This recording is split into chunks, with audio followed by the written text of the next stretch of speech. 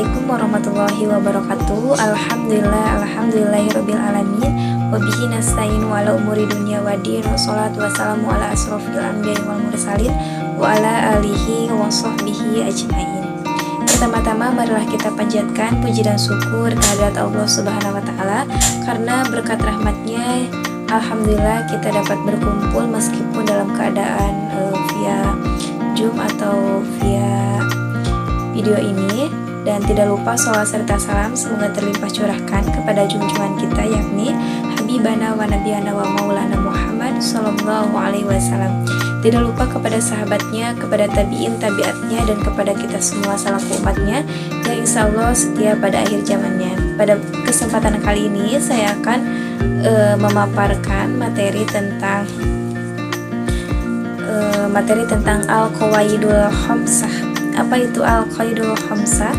Ilmu yang berhubungan dengan ilmu fikih adalah usul fikih, qawaidul fiqhiyah, muqarranatul al-muzahib, falsafah hukum Islam, kaidah-kaidah filqiyah sangat dibutuhkan dalam melakukan istibat hukum, pengambilan dan penetapan hukum. Karena kaidah-kaidah hukum itu merupakan instrumen dan dalam menetapkan hukum. Nah, yang pertama ada segala sesuatu tergantung pada niat. Dasar hukum kaidah ini adalah innama amalu bin niat. Artinya sahnya perbuatan tergantung pada niatnya. Nah, dalam penjelasannya ada salah satu hadis yang tadi ya, innama amalu bin niat, diriwayatkan dari orang-orang yang dipercaya seperti Umar bin Khattab dan Ali bin Abi Thalib. Sahnya perbuatan tergantung pada niat. Perbuatan yang dimaksud adalah segala bentuk aktivitas berupa ucapan maupun gerakan tubuh kita sehari-hari. Nah, ulama membahas niat dari 7 bagian, yaitu hakikat, hukum, tempat, waktu, dan tata cara syarat tujuan niat. Maksud niat ini adalah untuk membedakan ibadah dari adat serupa dengannya. Begitu juga fungsi niat untuk membedakan antara satu bentuk ibadah dengan ibadah lainnya. Secara garis besar, maksud dan tujuan niat ada 2 ya, teman-teman sekalian.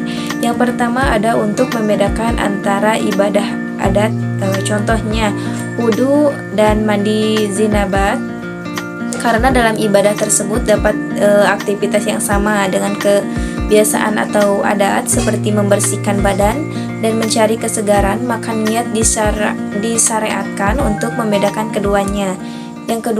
Yang poin kedua adalah puasa, karena dalam ibadah tersebut terdapat aktivitas sama dengan orang-orang tidak makan, tidak minum karena tidak memiliki makanan atau minuman, tidak selera, sedang sakit, maka niat disyariatkan untuk membedakan keduanya. Nah, yang kedua ada membedakan tingkatan ibadah wajib atau sunnah. Maksud menentukan adalah menyebutkan duhur atau asar karena antara sholat duhur ataupun asar sama dengan segala sisi, maka untuk membedakannya harus ada niat penentu nama sholat tersebut. Begitu pula sholat sunat wajib rawatib wajib ditentukan dengan kesadaran pada duhur ataupun asar misalnya, serta harus ada penyebutan qobliyah atau ba'diyah. Nah, yang kedua ada poin kedua ada keyakinan tidak bisa dihilangkan dengan sebab keraguan. Nah, ya. Penjelasannya saya jelaskan tentang kaidah baqoma, kana ala ma kana, keadaan yang ada menetapi keadaan sebelumnya. Maknanya hukum yang berlaku sebelumnya tetap berlaku sebelum datang hukum yang baru. Seperti orang-orang yang meyakini dirinya suci ataupun wudu, lalu ragu apakah berhadas misalnya, kentut ataupun tidak, maka dihukumi suci. Nah, terus ada kaidah ashal fil kulli hadis takdiru bil aqrab zaman. Hukum asal setiap perkara yang baru datang adalah mengira-ngirakannya terjadi pada waktu yang paling dekat. Contohnya, seorang melihat sperma di pakaiannya, namun dia tidak ingat bahwa setelah mimpi seperti itu, maka itu wajib mandi besar menurut pendapat yang sahih. Ia juga berwajib mengurangi sholat yang dikerjakan setelah tidur terakhir karena tidur terakhir. Yang ketiga, ada kesulitan menentukan kemudahan. Nah, dasar pengambilan kaidah dalam surat Al-Baqarah ayat 185, yakni yang artinya Allah menghendaki kemudahan bagimu dan tidak menghendaki kesukaran bagimu. Nah, dalam penjelasan tersebut, yang pertama ada sebab-sebab ruhsan kemudahan ada 7 ya teman-teman. Yang pertama ada safar, berpergian. Contohnya ketika dalam perjalanan jauh, yaitu qashar sholat, tidak puasa dan mengusap muzah lebih dari sehari semalam. Yang kedua ada meninggalkan sholat Jumat, memakan bangkai. Yang poin kedua adalah sakit, contohnya ya tayamum ketika khawatir apabila menggunakan air akan menambah rasa sakitnya. Kalau misalnya kita lagi sakit, duduk ataupun tidur dalam sholat fardu. Nah, yang poin ketiga ada ihram, keterpaksaan. Yang poin keempatnya ada nihsan atau lupa. Yang kelimanya ada zal atau ketidaktahuan. Poin selanjutnya ada us, kesulitan, dan yang terakhir ada nafsu, sifat kurang. Nah, dalam poin keempat ada bahaya harus dicegah. Dalam pengambilan kaidah ini dalam hadis Nabi Muhammad SAW, yang artinya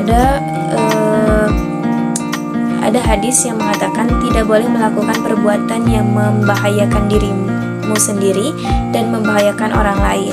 Nah, hadis ini meriwayatkan sesungguhnya Islam melarang tindakan membahayakan diri sendiri terkait jiwa atau harta ataupun membahayakan orang lain. Begitu pula tidak boleh melakukan tindakan yang membahayakan orang lain meskipun sebagai penjelasan kepada orang lain yang membahayakan atau merugikan diri kita.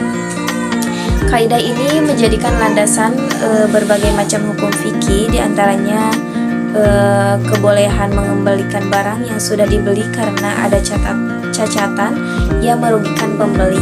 Nah, dalam poin terakhir ada kebiasaan bisa dijadikan sebagai hukum. Nah, dalam dasar pengambilan kaidah ini adalah hadis Nabi SAW yang artinya apa yang dilihat atau dianggap baik oleh seorang muslim maka menurut Allah Subhanahu wa taala adalah baik. Mungkin itu yang dapat saya sampaikan. Mohon maaf bila ada kekurangan kata. Wallahu muwaffiq ila aqwamit thoriq. Wassalamualaikum warahmatullahi wabarakatuh.